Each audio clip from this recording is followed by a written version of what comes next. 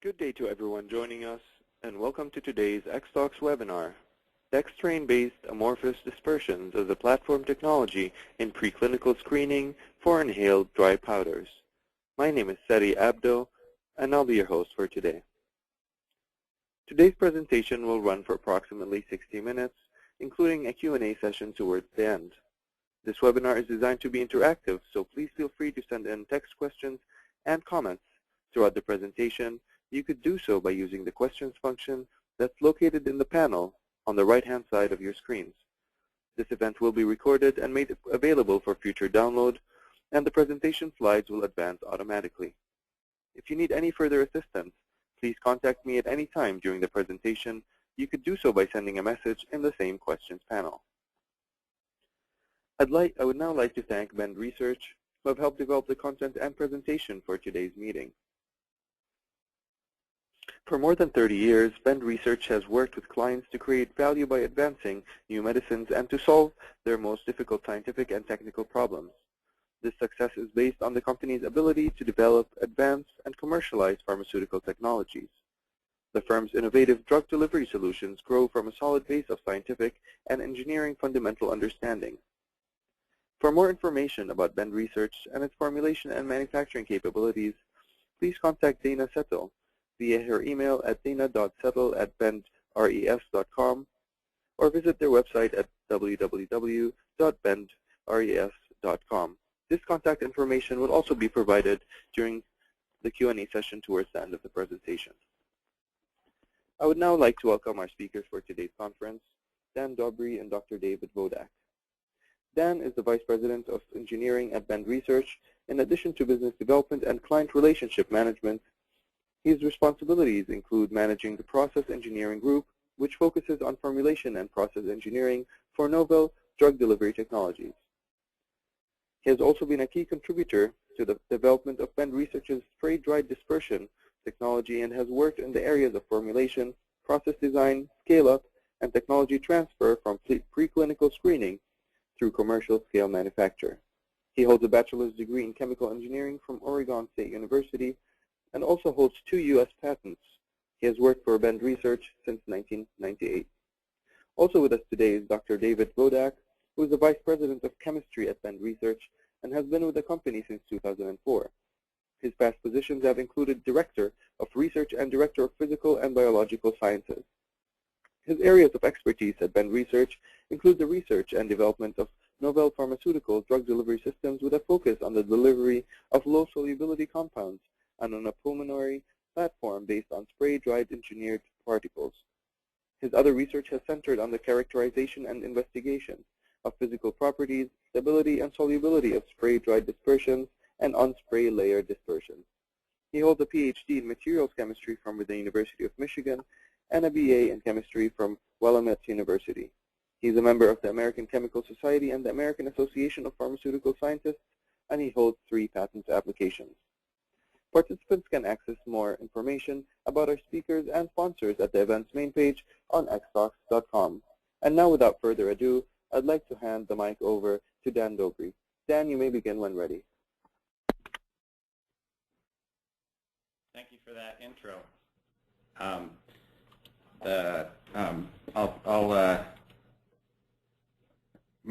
start by asking to make sure that everyone can see the screen, or ask Ari if that's the case. And then basically I'll start with a brief apology. There's a lot of information in this presentation.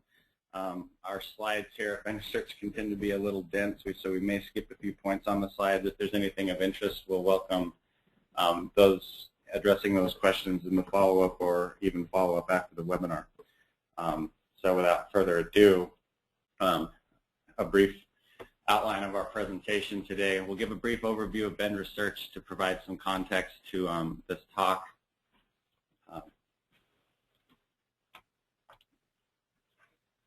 Sorry, I'm trying to hide the screen here so that I can actually see the presentation. There it goes. Thank you. Then we're going to cover a general summary of our particle engineering approach here. So basically go through some conceptual formulation process guidance, talk about the process, then talk about materials and excipients, and then a little bit on characterization and general in aerosol performance. And then David's going to take us through some case studies that are specifically have utilized this approach in the past.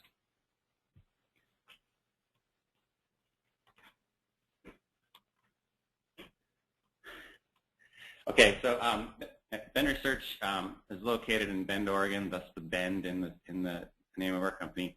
We've been around since 1975. We have a little over 200 employees, and that's made up of a mix of people spread out mostly through 3 facilities that are vertically integrated in their capabilities. We have a research and analytical lab with around 100 people, and then an equal split of the rest of the folks between our non-GMP engineering facility, which basically takes our new ideas and reduces them to practice in stainless steel, and then a GMP manufacturing facility for making clinical supplies. And of interest specifically to this talk is a new capability that we're adding to our GMP capabilities, which is a satellite facility that's specifically oriented towards spray drying of engineered particles in a low bioburden environment for inhalation type projects. So we can talk more about that offline in the future. A little context on what Bend Research does. Basically, on this slide is listed quite a bit of information, but basically on the left-hand side, we like to say that we have a lot of skill sets or practices that we apply to what we do. And on the right side is a list of technologies that we apply in our problem solving. Basically, our clients often like to either refer to us as using our practices or skill sets as problem solvers, or some of them like to think of us as using our technologies to enable compounds. And basically, we like to think of ourselves as doing a little bit of both. But today, we're going to focus basically on pulmonary particle engineering and a little bit on use of that for biotherapeutics. So as Dan mentioned, a large part of our business on the oral side is the development of amorphous spray-dried dispersions for the oral application for enhancing bioavailability. Basically, we like to think that from that, what we're doing here is we're leveraging that capability for inhalation and dry powder formulation. Specifically, the key science of the performance, manufacturing, stability. And so amorphous dispersions have some pretty advantageous properties in terms of preclinical screening just around these 3 main areas of performance, manufacturing, and stability. So specific for inhalation, probably we like the idea that it's broadly applicable for the API, and then for pulmonary designing the dry powder, we can use the atomization to tune the particle size and tighten the distribution to kind of target the airways. It's also interesting to think about enhancing solubility for low solubility compounds. Is there a need for that in the inhalation area around toxicology dosing that can lead to some interesting discussions. From the manufacturer standpoint, again, broadly applicable for API. You can very well understood, very scalable process from milligrams to metric tons, I think pretty much has been demonstrated to be a commercially viable process. From the stability standpoint, I'm not going to talk a whole lot in the interest of time and trying to stay focused on this, but we're dealing with amorphous glass systems, and so all of the understanding that we've accrued over the past 10, 15 years for the oral dispersion, all those tools apply here to be able to be predictive around these amorphous pulmonary dispersions. And so really the key for the inhalation, there aren't available all the high TG materials that we have for the oral application, so that the excipient piece here is really the key difference. And so just to give a little bit of context to what we're hoping to cover in today's webinar, there are a lot of inhalation products in the market using the conventional technology, and potentially in the R&D setting, it may be advantageous to optimize the preclinical development portion of this. And so today we're really going to talk about this earlier part where the key goal is to rapidly get through some sort of preclinical POC with the molecule. Does it work? Is it safe? And in order to do that, we are thinking that earlier on you want to have a general formulation strategy, the general and scalable process train that's amenable using the spray dry process. And then, of course, earlier on, as you're trying to be more general, you may have a need for increasing excipient levels. And so understanding the acute safety of those platform materials is key. And then as you translate to later stage and you understand what the safety, dose, efficacy, and even thinking about device, you understand that the translation of exposure so you can make informed decisions for formulation optimization. So David, I think maybe we would add to that this is really useful in one sense in a preclinical rapid screening approach, but also keeping in mind that there are in fact a lot of molecules that aren't appropriate for traditional lactose carrier technologies or MDIs, and therefore this may have broader reaching implications. Yeah, that's a great point.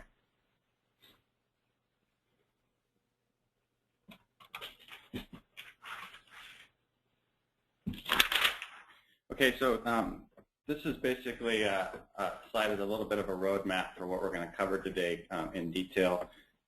First, we're going to try to go through how we try to do product and process formulation definition based on compound needs and drivers, basically API properties and things like dose. Then we're going to go into a little bit on the spray drying process. Then David's going to take us through why we might actually want to bother using excipients and what options are out there. I'll talk a little bit about characterization. And then basically on device, we're not going to spend a lot of time talking about that today in this particular setting, given that in our mindset that basically most of the approach here can be done fairly well with a simple Plastiac capsule device, and that as you move a project forward, the device is very dependent upon needs such as dose, dosing frequency, patient population, et cetera, and so we won't really have time to get into that in much detail today. So David, go ahead. So just to start off with this idea of formulation process guidance, what we're showing here on this slide is an example conceptual guidance plot that basically takes a couple of key compound properties. In this case, on the y-axis is the glass transition temperature, and the x-axis is aqueous solubility. And a map like this may help to kind of guide or rationalize a specific process or solvent system, and that also leads to understanding what types of excipients you could use based on that process and based on the need for the formulation. So, for example, if we have a compound that has relatively high aqueous solubility and a high glass transition temperature, we would propose to use an aqueous-based spray dry process, and just from the standpoint of all else things being equal, the amorphous form, if the TG is high enough, we would expect to be able to be stable. So we wouldn't need to add any high TG stabilizing excipients. Whereas if we take a different example, maybe a much lower solubility compound that has a lower glass transition temperature, now we're talking about potentially having to use a co-solvent system or a pure organic spray system for the process. And in a case like this, if an amorphous dispersion was what we were hoping to go with, we would have to think about at least a somewhat organic soluble or something in a common co-solvent system that had a relatively high glass transition temperature in order to stabilize that formulation.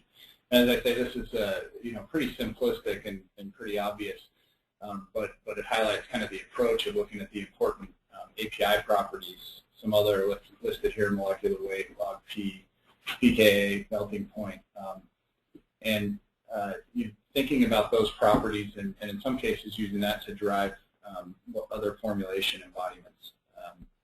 And along those lines, because we are constrained by the excipients that are available and that are safe, that's the most important thing. that leads to kind of flexible formulation concepts. And so over here on the left side of the slide, we've drawn some cartoons that kind of describe some different embodiments. And I guess we're not going to go into the rationale for each of these, and there are probably many, many others. But in general, the take-home here is that other things such as dose or other compound properties can end up driving what the formulation needs to do. And in those cases, you want to have options where the API is telling you what type of formulation you make. And so again, I'm not going to go through specific rationale around what each of these embodiments are trying to solve, but the point here really is that there are a lot of options in terms of the types of particles that can be made, and that to get your dry powder aerosol, all things go through the unit op of the well understood and scalable spray dry process. And so stepping back on the roadmap, Dan, I don't know if you want to now kind of take that into the process. Yeah. So we'll talk about spray drying now, and basically we'll do I have to do the brief spray drying 101 here for those who may be a little less familiar with the process. Basically, the idea of spray drying is to take a volatile solution or suspension, pump that through a nozzle or an atomizer, contact that with hot drying gas to dry the droplets into individual particles, and then basically to select or separate those particles from the drying gas stream, and usually in this case by a cyclone separator.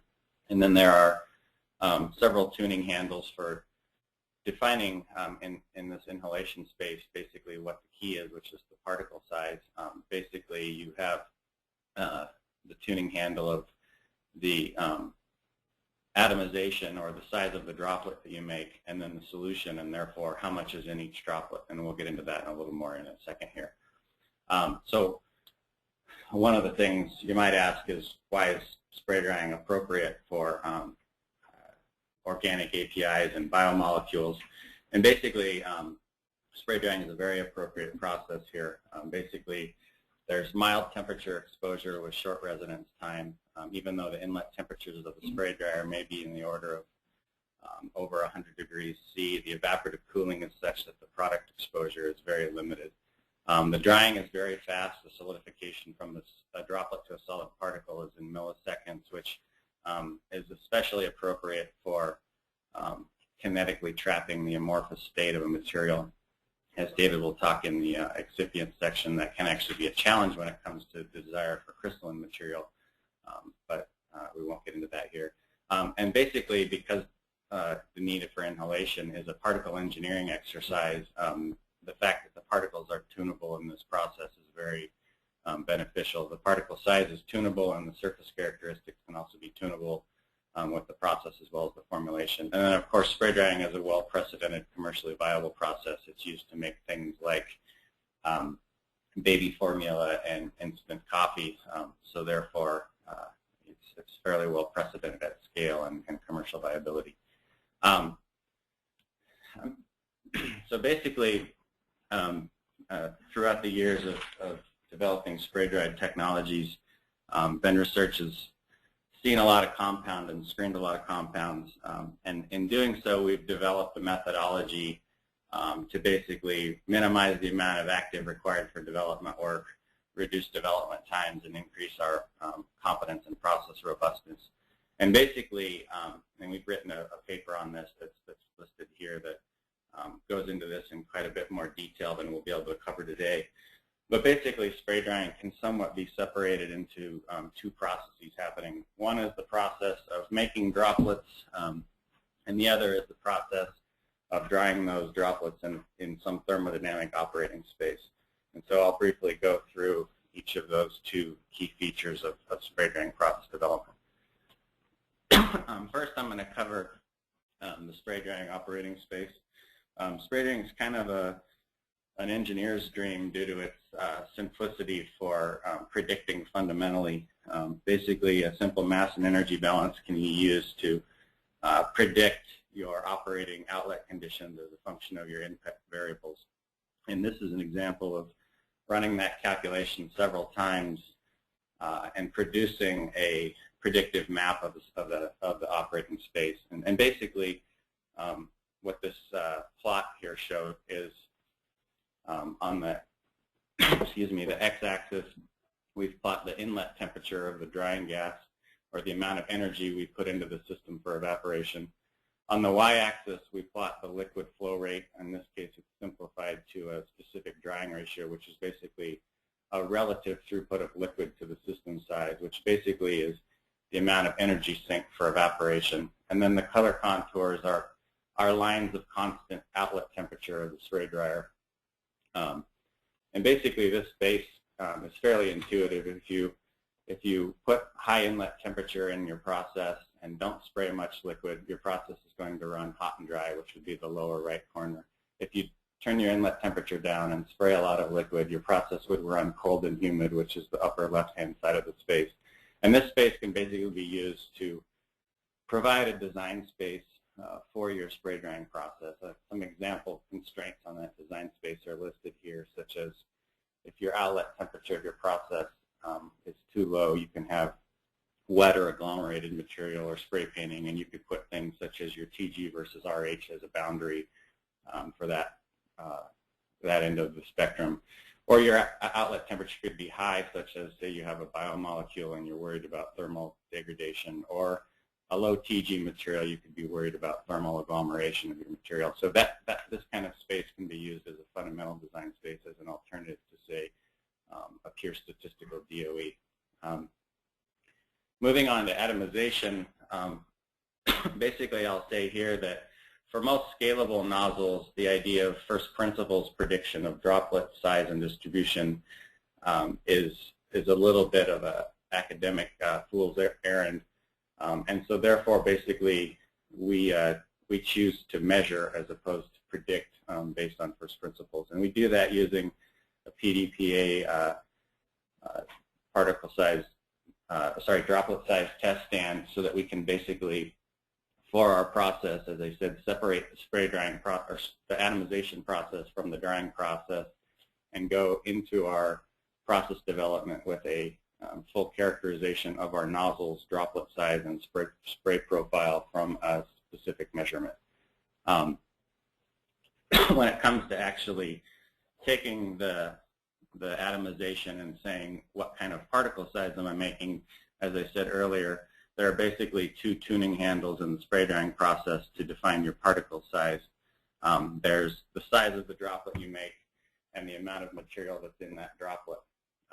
But based on this fairly simple correlation involving those two parameters and some assumptions on the density of both the solution and the solids, you can make a pretty good design space out of this as well. Basically, in this case, your x-axis of the plot is the droplet diameter. There are some ISO lines of solids concentration, which can lead you to the ability to predict your particle diameter based on droplet diameter and solids concentration. And that makes this a fairly tunable parameter using the spray drying process. Lastly, I think it's interesting to point out the irony of trying to make particles that, because of their aerodynamic properties, do not separate very well from a gas stream in order to penetrate deep into the lung, but trying to separate them by an aerodynamic mechanism such as a cyclone separator. So some design effort is required usually to optimize your collection process to actually collect the particles that you're making, as opposed to maybe what is commonly available with most off-the-shelf equipment. But this is a fairly doable process or design effort based on some work we've done and some work that some others have published as well. And I won't spend a bunch of time going through this. This slide is mostly just a reminder to state the importance of particle collection as a challenge in this. So I think the last statement to make on the spray drying process is that in the context of today's talk, where the goal is meant to be discussing use of this platform in a rapid and efficient preclinical and early stage formulation screening enabling mindset, It's important to have equipment that is amenable to basically making small batches reproducibly with fairly high recoverability of your product, but also with a mindset towards translating to future scale-up. We have some equipment here and know-how in using it that basically allows us to, with a few hundred milligrams per batch, to be able to make screening scale formulations and with fairly high product recovery, and translate those to our larger scale equipment for eventual studies such as toxicology and eventually into clinical use. So with that, I'll stop on the spray drying process and turn it over to David to talk about materials. Okay, so as you mentioned earlier, Dan, the whole goal here is to try to not put additional things in the lung. So, when we're talking about excipients, we really want to understand the rationale and only put things in as they're needed. And we've listed, there are a lot of different types of particles that you can make that are out there in the literature, and each one probably has specific kind of context or rationale in those formulations. So here, this is not meant to be a complete list, but just some thoughts around if you're spray drying particles, and especially amorphous dispersions. These are some of the key things that you want to be thinking about as you might need to have an excipient put in. And broadly, chemical stabilization. This is probably more specific for biotherapeutics, and this covers probably both, we'll say, in process and in the solid state. So, for example, if your proteins go into the air-liquid interface during the spray dry process, you may want to put something in, some surface active agent to kind of compete it off that interface, as that can sometimes lead to aggregation. And then in the solid, as you dehydrate the protein or biotherapeutic, you may want to have some sort of hydrogen bonding agent in there to stabilize. From a physical stabilization standpoint, our approach really has been, make sure that these things are all compatible with the API, but then having a high glass transition temperature to shut down the mobility. That's pretty critical. And then you also want to think about minimizing the hygroscopicity of those agents, just because at dry there are a lot of water-soluble materials that have a high dry TG, but any kind of additional water that really plasticizes the system and brings the TG down. There's a lot of good work out there around putting things on the surface of these particles to improve dispersibility, specifically around kind of the leucine systems.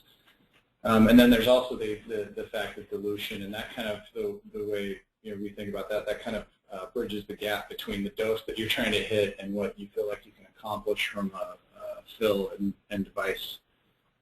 So just, as I said, not meant to be a complete list, but just some thoughts around why you would put an excipient in. On the next slide, this is not meant to be something to go through, and certainly not meant to be a complete list either, but just trying to look at different classes of excipients that people use. And there's been a lot of work, and this has been an area of pretty high level of interest in terms of there's a need out there. And so obviously a lot of materials have been looked at for this. And kind of break it down in my mind in terms of crystalline small molecules, so that's the sugars, carboxylic acid we have listed here, and amino acids. And in general, these materials are great and serve a purpose from everything from kind of a stabilizing force, as we talked about in terms of chemical stabilization, and then also the crystalline amino acids. If the process can be dialed in right, we can use that on the surface. As Dan mentioned earlier, the rapid kinetics of spray drying for these materials, and then the fact that you might be somewhat dilute could lead to either all amorphous initially or partially amorphous in the particle, and that down the road can cause changes in your particle, and which probably is something that you want to avoid for a robust formulation. The lipids and fatty acids and surfactants, I guess, in general, for an amorphous dispersion-based particle, these are really functional. If you put these in, it's probably because you need to do something like compete biotherapeutic off the air-liquid interface.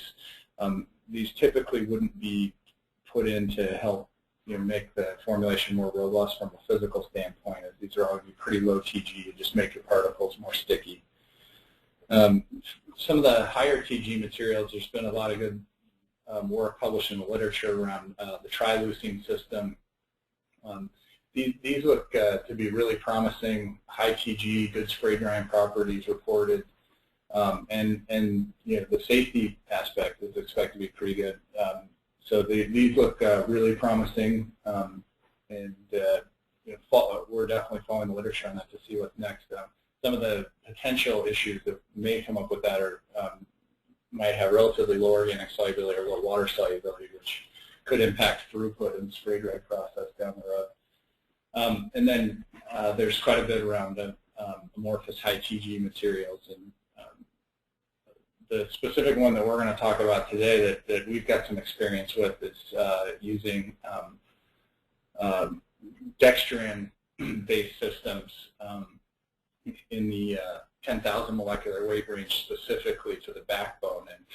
And from the overlay that we see for this excipient is kind of there's a performance component, so that's the performance, manufacturing, stability. And as we talked about, having a high TG system, relatively low hygroscopicity, and compatible with lots of API. That seems to be the three kind of cornerstone pieces for the performance aspect. But then the real key here is safety and understanding the fate and distribution of these things, and making sure that there aren't any toxic effects. And so the ideal case is that you come in with something that's endogenous, that already exists in the body, and you show that a safe thing is safe. But maybe as a secondary piece, it would be using precedented components and then understanding how those break up in the body and where they go. So it highlights some of the rationale for why we looked at these materials. And it's important to note that we start with the dextran as a backbone material, and then derivatize that if needed. So the dextran material works quite well for the aqueous-based processing. It's water soluble. We use lower molecular weight, so there's lots of precedents out there for having rapid clearance, and actually there's some precedent in use in the human lung that we'll talk about, and you can get NF-grade material of dextran. And then, so if need be for organic-based processing, the rationale here was to substitute those hydroxyls with precedented, functional groups, and so we would add the propionate groups as described here to improve the organic solubility for processing. It also gives better interaction points for miscibility with API for these dispersions, and kind of just makes it overall better physically handled powder and material. And then if you make it completely water insoluble, it's not going to be safe in the lungs, so the addition of the succinate groups gives solubility at buffered neutral pH, so that the material can dissolve and go away. In this slide, we just have a little bit of precedence around what's out there. So talked about the IV clearance, well known for dextrans. I mentioned here in the second that there are reports of a 6,000 molecular weight dextran going into clinical trials, so there's some precedent there. And then just showing quite a few reports out there, lots of precedents for dextran in preclinical models. The next couple of slides will just talk a bit about some of the physical properties that we like about dextran. So this is on the y-axis here, the dashed lines are looking at the glass transition temperature. X-axis is relative humidity, and then the secondary y-axis is water uptake. So this is basically overlay of a TG versus RH experiment and dynamic vapor sorption experiment. So what we see for comparing a 10,000 molecular weight dextran versus Trailose, is that both materials have relatively high glass transition temperatures, dry, and the dextran just being higher molecular weight is a bit higher. And then we see the plasticization as they begin to take up water. A high storage temperature of 40 C. If we're making amorphous material, we probably want to be above that. The TG is higher than that storage temperature to be able to make a good product. And so you can see compared to Trailose, dextran has a much higher TG. And dextran also will not crystallize over time, which Trailose, as you see here in this DBS experiment, the break is showing that we've crystallized the hydrate. On the next slide, we're showing a comparison of the Dextran-10 versus, to just kind of show what the derivatization of the backbone will do to these physical properties. And so again, same axes, the Dextran-10 relative to the derivatized system has a pretty sharp TG versus RH profile. And you can see by the difference in water uptake that it shows why derivatizing the backbone reduces the water uptake and also makes that TG versus relative humidity relationship a bit flatter. And that has implications, again, for making sure that your TG is much higher than your storage condition. So I guess back to the roadmap here, gone through the formulation process guidance. Dan, good bit on process, a bit on materials, and so just click through a few slides on characterization. And as I mentioned earlier, we have put together quite a few general tools to look at amorphous dispersions and try and be predictive at a phase-appropriate level. Some of the experimental techniques that are used are pretty standard: DSC, isothermal calorimetry, SEM, powder X-ray, and I'm not going to go into some of the predictive tools that we use, but David Lyon gave a nice overview presentation of a lot of our experience at last year's AAPS meeting, and so if you're interested, following up with that presentation is probably useful. Some of the development, characterization, analytical capabilities that we use during feasibility programs, and this is really phase appropriate and mostly in place just to support efficient and rapid feasibility, so that we can be right next to where the process is manufacturing material and give feedback to that, so that we can make a more robust formulation. And kind of all the standard solid state and wet chemistry techniques to support characterizing small molecules as well as biotherapeutic aerosols. The next couple slides just kind of show a little bit of in vitro aerosol impaction aerosol data. This is specific, a couple examples, model systems that we've developed historically using, this is aqueous-based spray dry process, biotherapeutics with the Dextran-10 polymer, and they're just kind of showing, Dextran kind of ends up leading to, these are two pretty different biotherapeutics, peptide and a protein, and it's showing that putting Dextran in and having, as Dan talked about, a real good understanding of the process can lead to a pretty general approach for manufacturing these powders. On this slide, we're kind of doing the same summary of data that we had generated using the derivatized dextran, dextran propionate succinate, and basically showing reproducible in vitro aerosol performance, including using the spray dry process makes combinations pretty trivial. As Dan mentioned early on, some of these newer molecules coming along have, I'll say, difficult forms, but basically not able to go through the conventional, not able to be crystallized, not able to go through conventional formulation, and then done a little bit of stability work around these, but that's definitely an area we want to generate some more data. So I don't know, Dan, if you want to talk a little bit about how all these tools come into play on a feasibility. Yeah, I think the goal here on this slide is to try to give a little bit of a how does this actually all fit together, so that we can take a molecule in and actually hit some endpoint. And basically, the way we usually like to approach this is we take the things we've talked about here previously, so sort of our therapeutic property-based formulation guidance and our process guidance.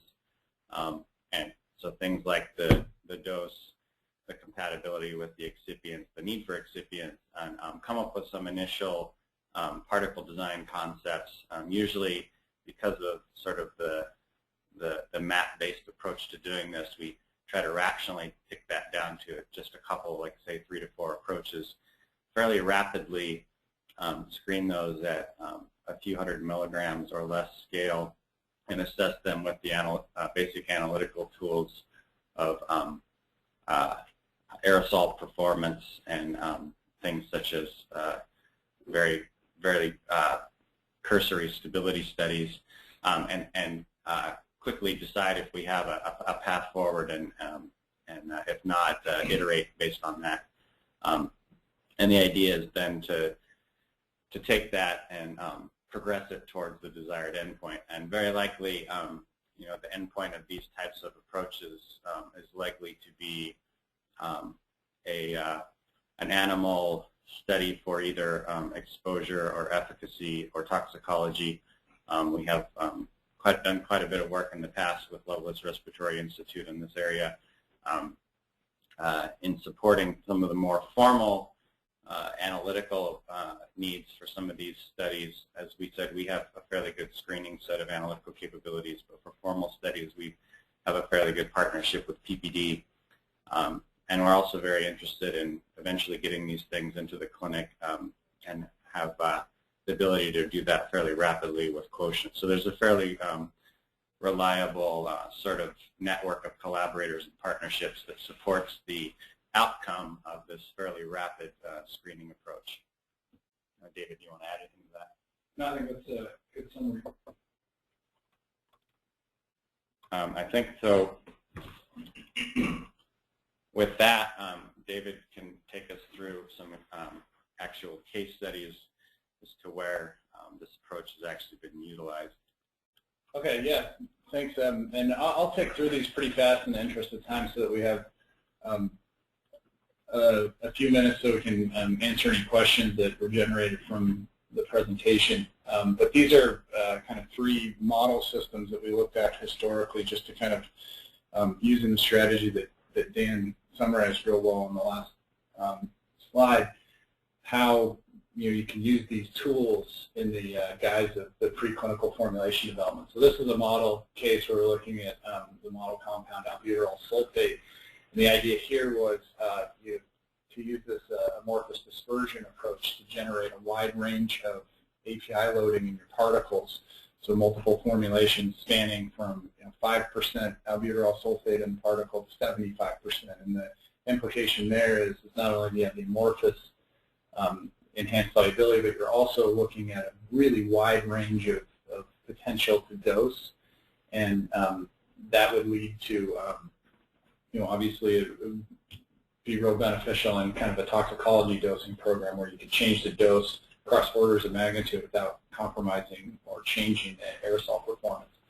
And then just to kind of show that the particles are working and we hadn't changed anything by going to the engineered particle, we dosed the comparator in Ted Barrett's allergic beagle dog model, looked at PK and PD. I don't know, Dan, is there anything specific you want to highlight about No, I think this process?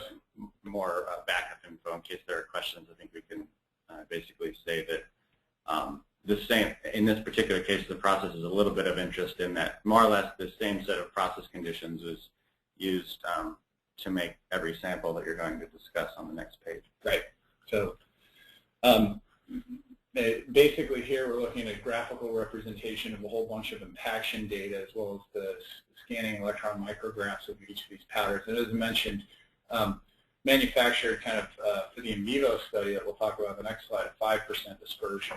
Not plotted here, but follows the same trend. So in the orange, we're looking at fine particle fraction percent less than 4.6 microns. In the blue, we're looking at the mass median aerodynamic diameter from the impaction experiments, and that's as a function of albuterol loading in the SDD formulations. And so as I mentioned, being able to go from kind of 5% to 75% loading in the particles really gives you a pretty good handle for your tox dosing. Based on at least the in vitro compaction, you expect these powders to fly and deposit similarly, so changing the dose without changing the aerosol performance. And here's kind of a summary of the PK/PD study that we did with Loveless. This specific case study is called out a bit more detail in a publication from last year, if anyone wants to follow up more closely at it. But essentially, in comparison with a commercial nebulized formulation of albuterol, matched, pretty well matched PK, and then got a similar pharmacodynamic response in terms of seeing the appropriate change in pulmonary resistance. And whenever we get a piece of data like this, I always like to take a step back and say, well, is that what you would have expected based on the chemical properties of the molecule? And this is kind of a pretty simplistic conceptual map where we're looking at, again, aqueous solubility, and then this is actually a calculated epithelial permeability, so I'll put the caveat on that. But it's really more to look at trends. So when you're thinking about how you expect the amorphous formulation to impact your performance, you can look at, well, are we permeability limited or are we solubility limited? In the cases where you're solubility limited, you can definitely impact what your PK is going to do based on going from the crystal into the amorphous or a solution. And albuterol sulfate specifically is low molecular weight, extremely water soluble, not expected to be solubility limited, and so the fact that we saw similar PK for the solution, nebulized solution, and the dry powder based on this type of an assessment isn't surprising. The second case study, in this case we have a fluticasone propionate as a model compound, extremely water insoluble, and the purpose here was just to utilize the organic spray dry process in a dextran-propionate succinate polymer to make a dispersion, and then dose that to a rat lung using the Loveless plenary system and look at impact on the PK. Again, similar, we're using the same dryer scale. I think the main difference here is we're using the organic process, and just to highlight the degree of substitution for the dextran-propionate succinate was about, out of 3 possible substitution sites, we had 2 propionates and 0.4 succinates based on NMR. So after dosing, three different dosing levels. We looked at the PK in the bronchoalveolar lavage fluid, lung tissue, and then plasma on the next slide. But the main things to take away from this is that the low, medium, and high dose all clear the valve in less than 5 hours, and all show high lung partitioning into the tissue, which maybe isn't surprising given this molecule is a log P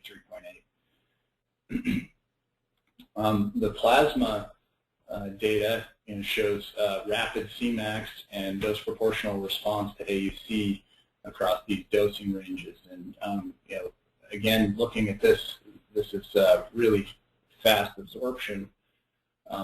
If we do a similar evaluation as with the albuterol, is that something that we'd expect? And so if we look fluticasone propionate, that extremely low water solubility, you probably would expect this to be solubility or dissolution rate limited for absorption. But making the amorphous form, and we measured this in vitro, we get about 2 orders of magnitude kinetic increase in the solubility by making this amorphous dispersion.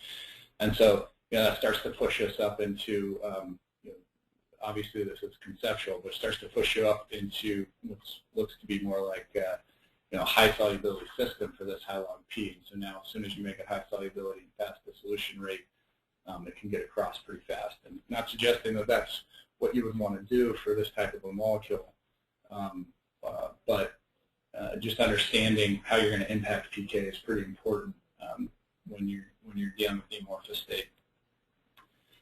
The final case study here is engineered PYY particle aerosols, and essentially here we're in the aqueous spray solution again, using the Dextran-10 system to stabilize as an excipient.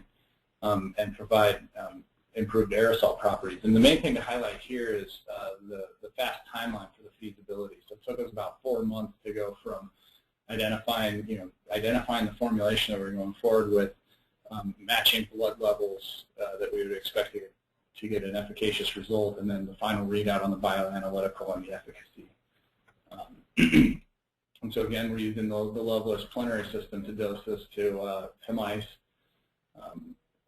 Here's the plasma concentration, and not shown here was there was some subcutaneous data that showed efficacy that we were matching blood levels to. And so we had a couple doses going in and used this pre-study to show what the dose needed to be for the efficacy study. And then went in, again, dosed those levels and saw relative to an air control. So in this efficacy study at Lovelace, the animals are fasted, dosed with PYY, and then put into their cages with full food dishes where the weight of the food dish is known, and then at each time point the food dish is removed and weighed. And so we could see that at the statistically relevant decrease in food consumption for those animals that received PYY relative to the air control. I think similar type of analysis, biotherapeutics are a bit more complicated, but in the interest of leaving a little bit of time here at the end, we'll leave you with a few conclusions. But essentially, hopefully this has shown that this strategy is a viable approach to kind of getting to a formulation and decision using a process that is scalable and path forward. We've talked a little bit about dextran and derivatized dextran materials. There's a huge need there in this area. The dextran and derivatized dextrans have some interesting pieces. We've looked at some of the safety around those materials, and I'll be talking at the RDD Europe next week, showing some safety data that we have on that. But we're evaluating the system, and we're evaluating other systems. There's such a large need. And then the case studies that we went through, highlighting some of the capabilities in this strategy. I don't know, Dan, if you had anything else to add. No, I think mostly just on the case study summary. It's a fairly it appears to us to be a fairly powerful tool to be able to do this fairly broad range of activities with this formulation and process approach. Basically, the power of dose ranging,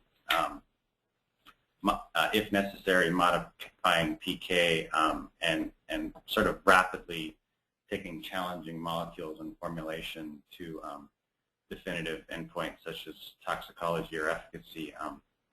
Feels like there's a fairly good need for that in the industry. And there's a whole lot of work here that's been presented that kind of summarizes 7 to 10 years of effort, and probably didn't get everyone's name here, but just a lot of key contributors. And I'd like to acknowledge Pfizer for funding the work. So I think with that, we can wrap up. Thank you so much, both of our speakers. We will now move into the Q&A part of our program.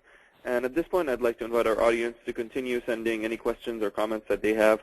You could do so, again, on your right-hand side of your screens on the questions panel. If that has minimized, you will be able to maximize the panel by clicking on the orange arrow pointing to the left.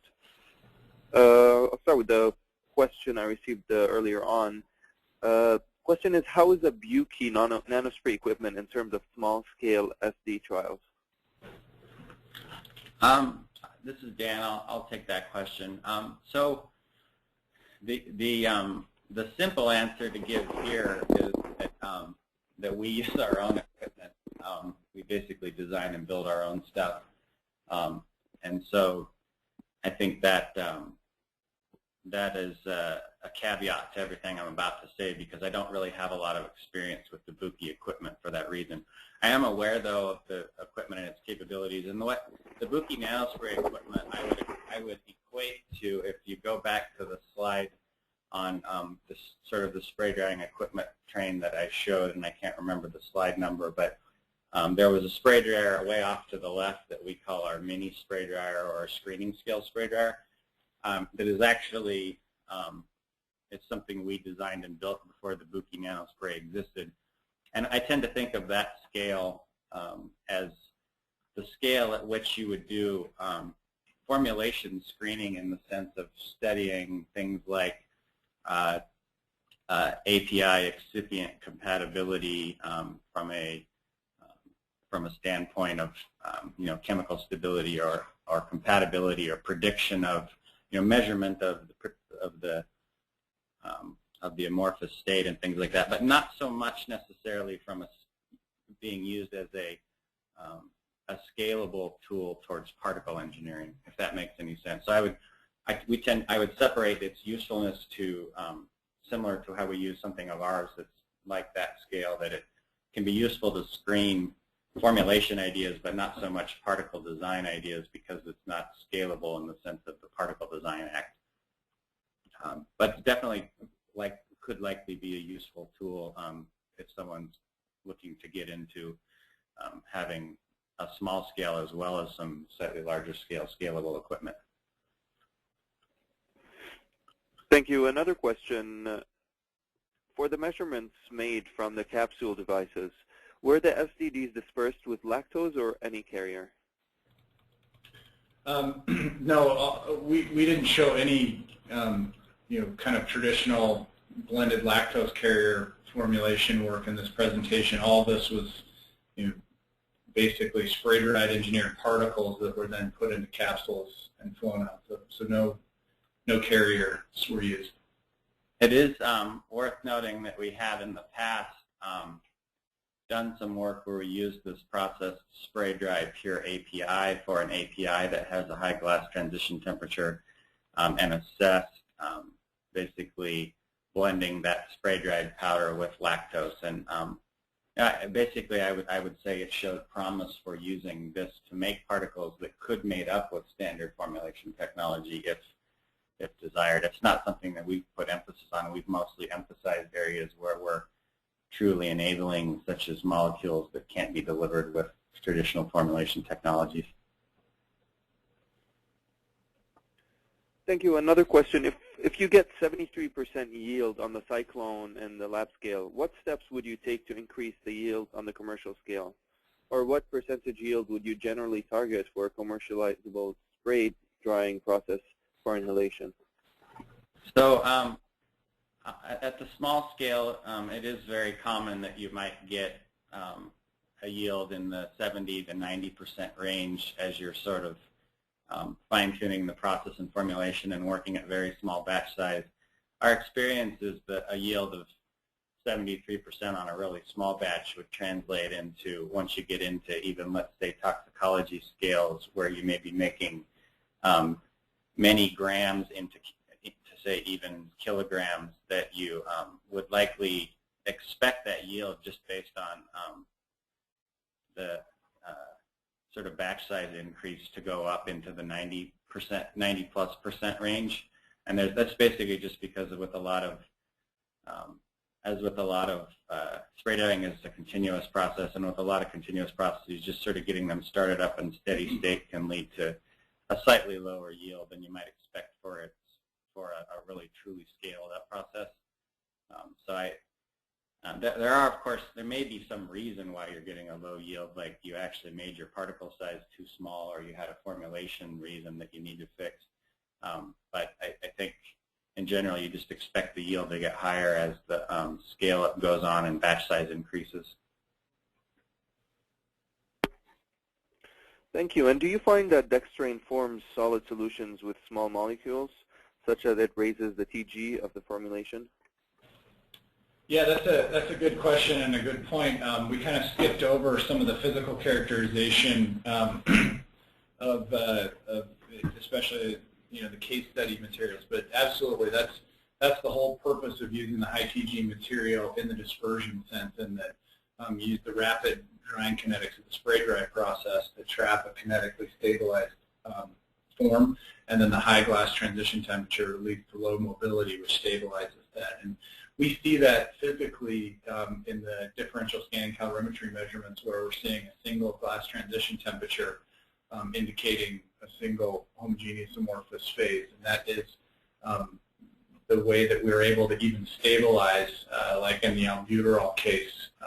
Albuterol doesn't last very long as an amorphous pure material, picks up quite a bit of water, and then will crystallize pretty readily. So the Dextran in that case definitely is enhancing the stability by making a solid solution with the albuterol.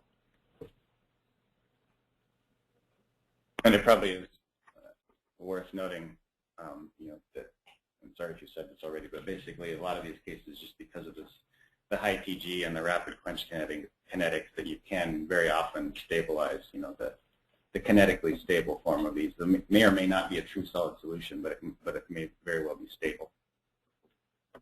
Right.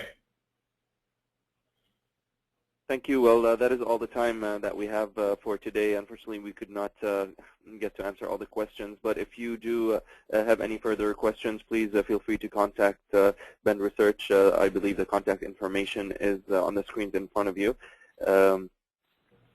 Apart from that, I've received many requests for the slides, and yes, they will be shared with the audience.